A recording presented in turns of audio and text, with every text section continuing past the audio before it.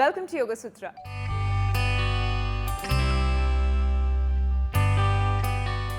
ఇవాళ యోగ సూత్రలో కృష్ణ గారు మనందరికీ ఏ ఆసనం పరిచయం చేయబోతున్నారో చూద్దామా?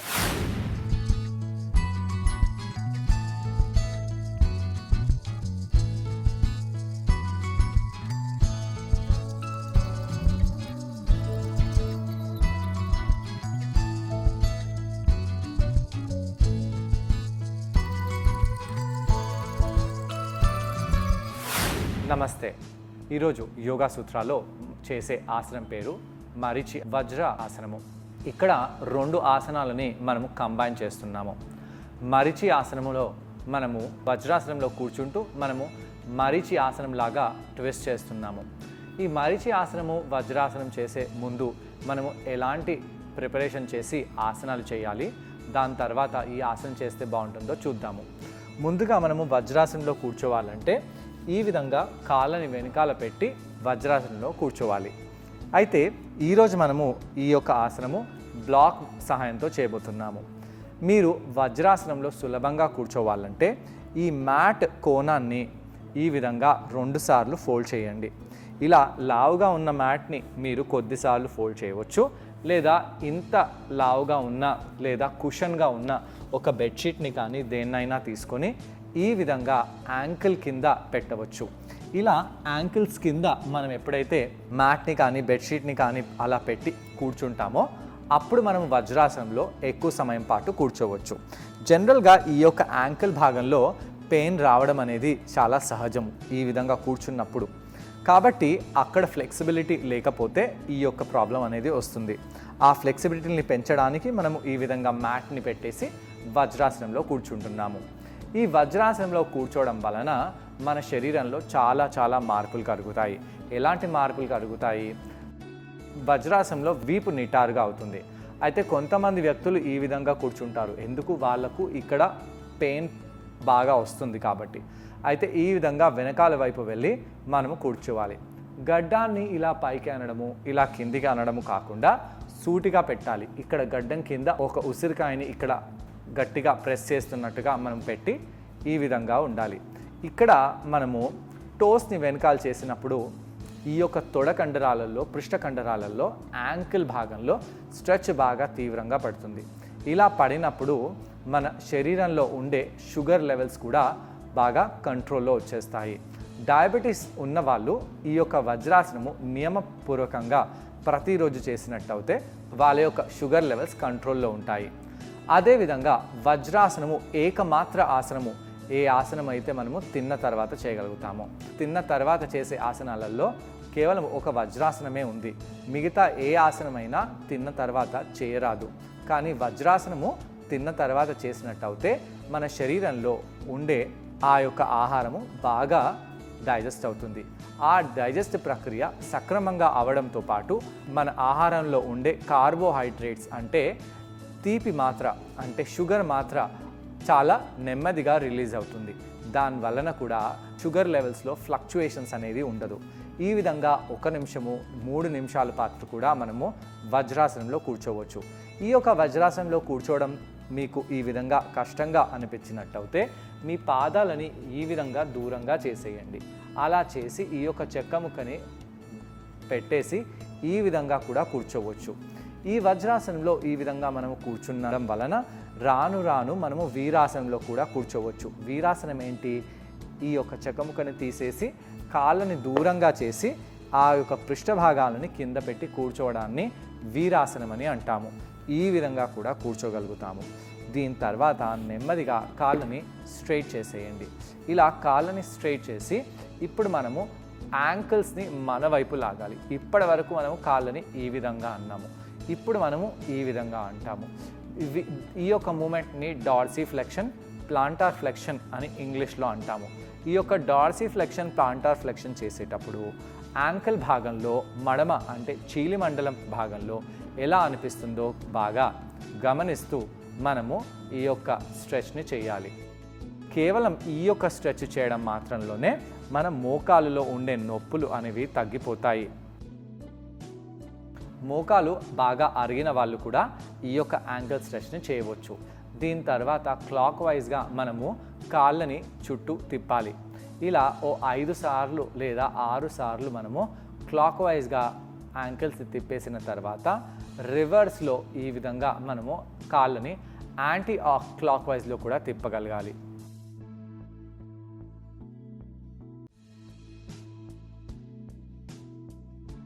దాని తర్వాత మనము నెమ్మదిగా కాళ్ళని ఈ విధంగా షేక్ చేద్దాము.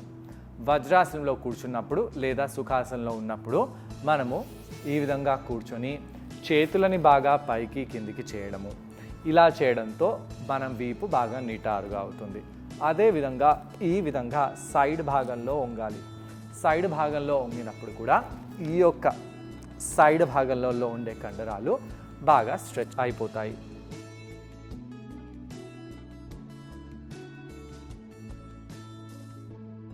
దీని తర్వాత మనము సైడ్లో కూడా ట్విస్ట్ అవ్వచ్చు.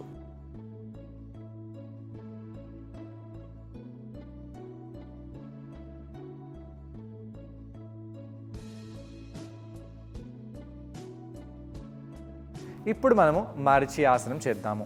మరిచి ఆసనం చేసేటప్పుడు ఇలాంటి ఒక చెక్క ముక్కని మనము ఇలా పెట్టేసి ఒక కాల్ని సూటిగా పెట్టి ఇంకో పాదాన్ని ఈ విధంగా పెడతాము. ట్విస్ట్ 2 రకాలుగా ఉన్నాయి. Open hip twist, close hip twist.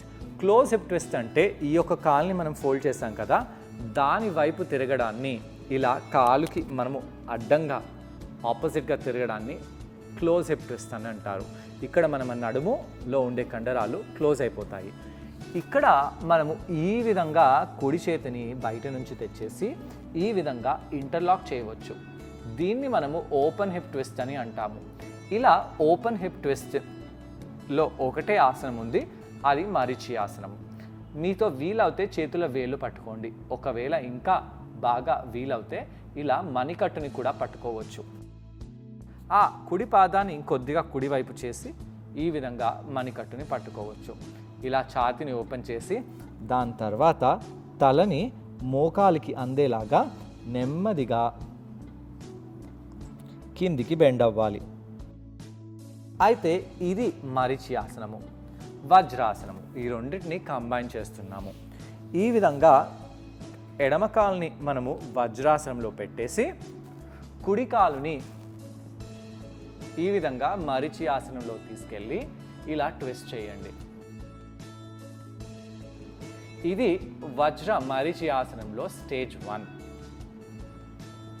ఈరోజు మనము కేవలం స్టేజ్ 1ని మాత్రమే చేస్తున్నాము. ఇలా చెస్ట్ని ఓపెన్ చేస్తూ ఎడమ కాలుని వజ్రాసనంలో పెట్టి కూర్చోవాలి. దీంతో ఏమవుతుంది, మనకు వజ్రాసనంలో ఎడమ కాలు ఉండడం వలన ఆ ఎడమ కాలులో అవేర్నెస్ బాగా పెరుగుతుంది. కుడి కాలుని ఈ విధంగా మనం పట్టుకొని ట్విస్ట్ చేస్తున్నాము. సాధారణంగా బ్లాక్ లేని సమయంలో ఈ ఆసనం చేయాలంటే ఈ విధంగా కింద కూర్చొని ఈ ఆసనం చేస్తాము. అయితే అందరూ ఈ విధంగా కంఫర్టబుల్గా ఈ వజ్ర మరిచి ఆసనం చేయలేకపోతారు. ఎందుకు? ఇలా వజ్రాసనంలో కూర్చొని ట్విస్ట్ చేయాలంటే కష్టంగా భావిస్తారు. అందుకే మనం ఇక్కడ ఈ చెక్క ముక్కని పృష్ఠభాగాల కింద పెట్టి ఈ యొక్క వజ్ర మరిచి ఆసనాన్ని చేస్తున్నాము. ఇలా మొదటి వైపు తర్వాత చేతులని వదిలేసి రెండో వైపు ఇదే విధంగా మనము కుడి కాలుని వజ్రాసనంలో పెట్టేసి ఎడమ పాదాన్ని ఈ విధంగా ముందుకు తెచ్చుకొని వచ్చేయాలి. ఇప్పుడు మనము ఎడమ కాలు చుట్టూ మన ఎడమ చేతిని తీసుకెళ్ళి కుడి చేతితో ఆ ఎడమ మణికట్టుని పట్టుకోవాలి. ఎడమ మణికట్టుని పట్టుకోవాలంటే కొద్దిగా కష్టంగా భావిస్తాము.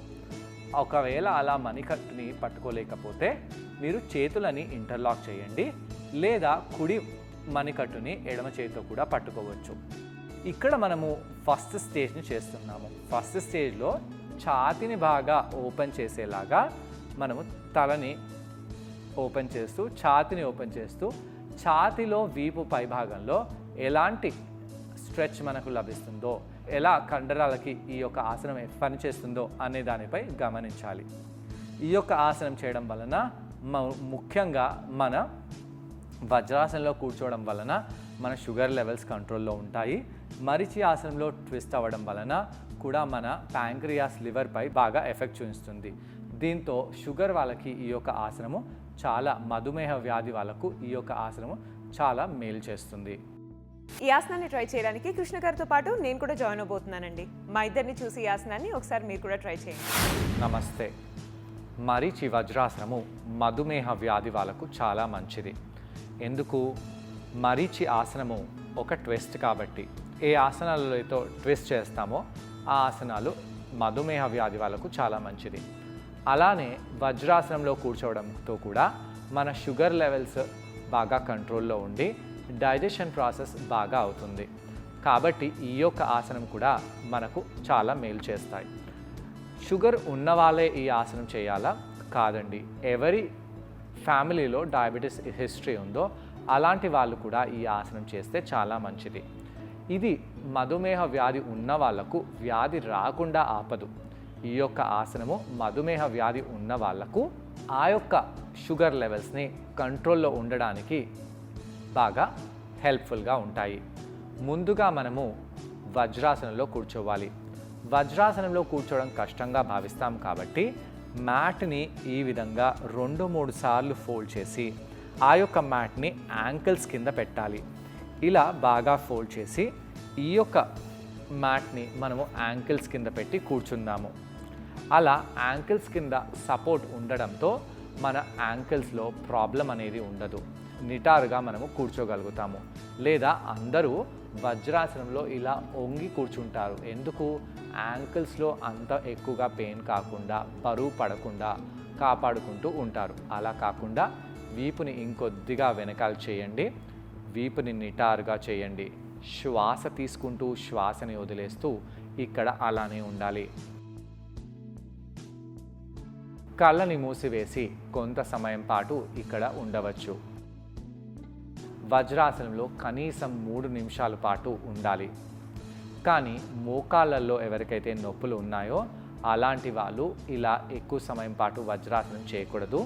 మోకాళ్ళలో సర్జరీ ఇంకా ఎక్కువగా, చాలా ఎక్కువగా పెయిన్ ఉన్న వాళ్ళు వజ్రాసనం అయితే అస్సలు చేయకూడదు. ఇలా వజ్రాసనంలో కూర్చొని ప్రాణాయామం చేయడము, లేదా ధ్యానంలో కూర్చోవడము, లేదా ఏదైనా ముద్రలో ఉండడము, ఇవన్నీ చేయవచ్చు. వార్మప్ కూడా వజ్రాసనంలో చేయవచ్చు. నెమ్మదిగా చేతులని పైకి తీసుకెళ్ళి ఇంటర్లాక్ చేసి ఇలా స్ట్రెచ్ చేయండి. నెమ్మదిగా చేతులని ఇలా రిలాక్స్ చేయండి.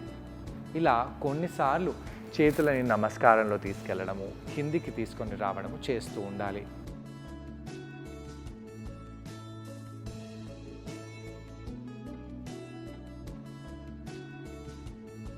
అలా పైకి కిందికి చేసిన తర్వాత నెమ్మదిగా చేతులని ఇలా కిందికి తెచ్చేసి ఒకవైపు ఈ విధంగా బెండ్ అవ్వండి. పైకి వచ్చేసి రెండో వైపు అదే విధంగా బెండ్ అవుదాము. ఈ విధంగా కుడివైపు, ఎడమవైపు బెండ్ అవుతూ ఉండాలి.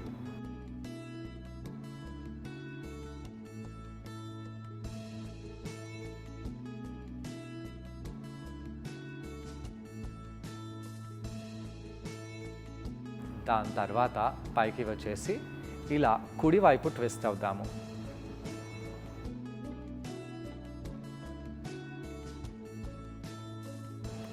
ఎడమవైపు అదే విధంగా ట్విస్ట్ అవ్వండి.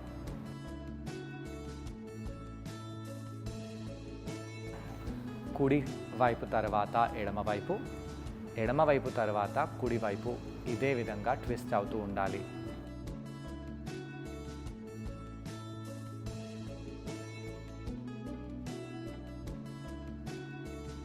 దాని తర్వాత నెమ్మదిగా పాదాలని దూరంగా చేసి వీరాసనంలో కూర్చోండి. వీరాసనంలో కూర్చోవడానికి కష్టంగా భావిస్తాము కాబట్టి ఈ యొక్క చెక్క ముక్కని తీసుకొని పృష్ఠభాగాల కింద పెట్టుకోవచ్చు. అలా పెట్టి కూడా మనము వీరాసనంలో కూర్చోవచ్చు. ఇక్కడ 2 చేతులని ఈ విధంగా తీసుకెళ్ళి మోచేతులని పట్టుకోవాలి. అలా పట్టుకొని శ్వాసని బాగా తీసుకుంటూ ఛాతీని బాగా ఓపెన్ చేయండి.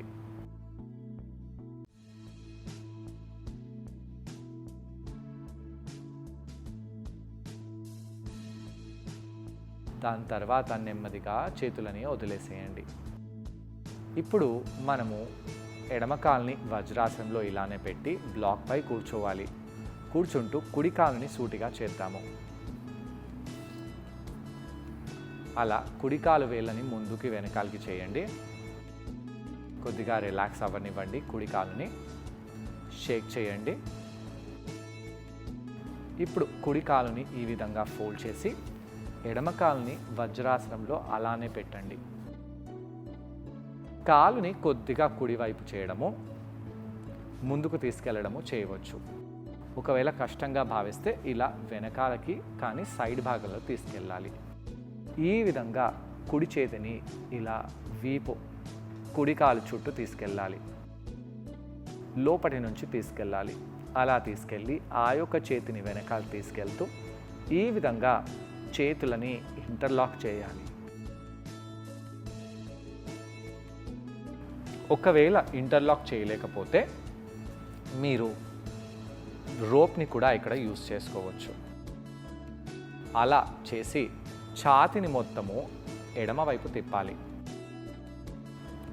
కింద పడకుండా ఛాతీని బాగా సూటిగా చేస్తూ ఓపెన్ చేస్తూ ఉండాలి. శ్వాస తీసుకుంటూ శ్వాసని వదిలేస్తూ ఇక్కడ కొంత సమయం పాటు అలానే ఉండాలి.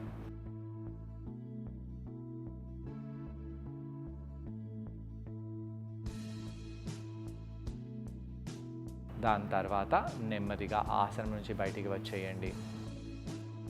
కుడి కాలుని వెనకాలకి పెట్టండి. ఎడమ కాలుని ముందుకు ప్రెస్ చేయండి. ఇదే ఆసనాన్ని రెండో వైపు చేద్దాము. వీపుని నిటారుగా చేసి నెమ్మదిగా ఎడమ కాలుని తొడ బయటి భాగం నుంచి వెనకాల తీసుకెళ్ళి ఆ కుడి చేతిని వీపు వెనకాల భాగం తీసుకెళ్ళి చేతులని ఈ విధంగా ఇంటర్లాక్ చేయవచ్చు. వీలవుతే ఈ విధంగా మణికట్టుని పట్టుకోవచ్చు. ఏ మణికట్టుని పట్టుకోవాలి? మనము ఎడమ మణికట్టుని కుడి చేతితో పట్టుకోగలగాలి. కష్టంగా భావిస్తే కనీసం కుడి మణికట్టుని ఎడమ చేతితో పట్టుకోండి. కింద పడకుండా వీపుని బాగా నిటారుగా చేసేలాగా పైకి వెళ్తూ ఉండాలి. ఛాతీని బాగా కుడివైపు ఓపెన్ చేయండి. ఎప్పుడైతే మనం ఇలా ట్విస్ట్ అవుతామో ప్యాంక్రియాస్ ఇంకా లివర్పై ప్రెషర్ పడుతుంది. అలానే మన కాలు వజ్రాసనంలో ఉండడం వలన కూడా ఇక్కడ ఈ యొక్క ఆసనము థెరపటిక్ ఆసనంగా మారి బాగా ఉపయోగపడుతుంది. నెమ్మదిగా ఆసనం నుంచి బయటికి వచ్చేయండి. చూసారు కదండి, ఈ ఆసనం పేరు మరీచి వజ్రాసనం. ఈ ఆసనం చేయడం వలన జీర్ణశక్తి బాగా పెరుగుతుంది, షుగర్ లెవెల్స్ కంట్రోల్లోకి వస్తాయి, చేతులకు మంచి స్ట్రెచ్ లభిస్తుంది, అలాగే శరీర సైడ్ భాగాలకి కూడా చక్కటి స్ట్రెచ్ లభిస్తుంది, వీపు నిటారుగా తయారవుతుంది, అలాగే భుజాల కండరాలపై కూడా పనిచేస్తుంది, అలాగే పృష్ఠభాగం అలాగే కాళ్ళలోని కండరాలపైన కూడా చాలా బాగా పనిచేస్తుంది ఆసనం. కొద్దిగా మెడలో ఇబ్బంది ఉన్నవాళ్ళు ఇలా తలని తిప్పినప్పుడు ఆ విధంగా చూస్తూ ఉండరాదు. దీని తర్వాత మనము రిలాక్సేషన్ చేయాలి. రెండు కాళ్ళని సూటిగా చేయండి. బ్లాక్ తీసేసేయండి. కింద కూర్చొని కాళ్ళని ముందుకు వెనకాలకి అనడము, కాళ్ళని యాంకిల్స్ని బాగా రొటేట్ చేయడము, కాళ్ళని ముందుకు వెనకాలకి అనడము, యాంకిల్స్ని బాగా రొటేట్ చేయడము, క్లాక్ వైజ్గా యాంటీ క్లాక్ వైజ్గా కూడా.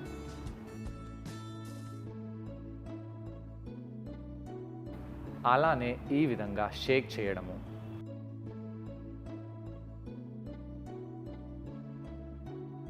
ఇవన్నీ చేసి కంఫర్టబుల్గా మనము రిలాక్స్ అయిపోవచ్చు. ఇలా కౌంటర్ చేయడం వలన చేతుల కండరాలు, కాళ్ళ కండరాలు, పృష్ఠభాగంలోని కండరాలు, అలాగే సైడ్ భాగంలో ఉన్న కండరాలు ఇవన్నీ కూడా స్ట్రెచ్ రిలాక్స్ అయిపోతాయి. ఇవాల్టి యోగ సూత్రాలు కృష్ణ గారిని మనం అడగబోయే ప్రశ్న ఏంటంటే, ఈ ఆసనం చేసేటప్పుడు మనం అందరం ఎటువంటి జాగ్రత్తలు పాటించాలి? ఈ ప్రశ్నకు సమాధానం కృష్ణ గారిని అడిగి తెలుసుకుందాం. ఈ ఆసనం చేసేటప్పుడు ఎలాంటి జాగ్రత్తలు తీసుకోవాలి? మోకాళ్ళ నొప్పులు ఉన్న వాళ్ళు ఈ ఆసనం చేసేటప్పుడు జాగ్రత్తగా ఉండాలి. అలానే వజ్రాసనంలో కూర్చున్నప్పుడు ఈ యాంకిల్లో బాగా పెయిన్ ఉన్న వాళ్ళు లేదా వృద్ధులు ఈ యొక్క ఆసనం చేసేటప్పుడు ఈ ఆసనాన్ని చేయకపోవడము లేదా ఈ ఆసనం చేసేటప్పుడు చాలా జాగ్రత్తగా ఉండాలి. చేతులని కూడా ఈ విధంగా బంధించి ఎప్పుడైతే మనము స్ట్రెచ్ చేస్తున్నామో అప్పుడు భుజాలలో కూడా చాలా తీవ్రంగా స్ట్రెచ్ అనేది వస్తుంది. కాబట్టి వృద్ధులు బలహీనంగా ఉన్న వాళ్ళు ఈ యొక్క ఆసనం చాలా చాలా జాగ్రత్తగా నెమ్మదిగా చేయండి. సో చూసారు కదండి, ఇవాళ యోగ సూత్రలో మరీచి వజ్రాసనం. ఈ ఆసనాన్ని మీరందరూ తప్పకుండా ట్రై చేసి దీనివల్ల వచ్చే బెనిఫిట్స్ని మీరు కూడా పొందండి. తిరిగి రేపటి ఎపిసోడ్లో మరో ఆసనంతో మరికొన్ని బెనిఫిట్స్తో మళ్ళీ కలుసుకుందాం. అంతవరకు stay fit and be healthy. Bye.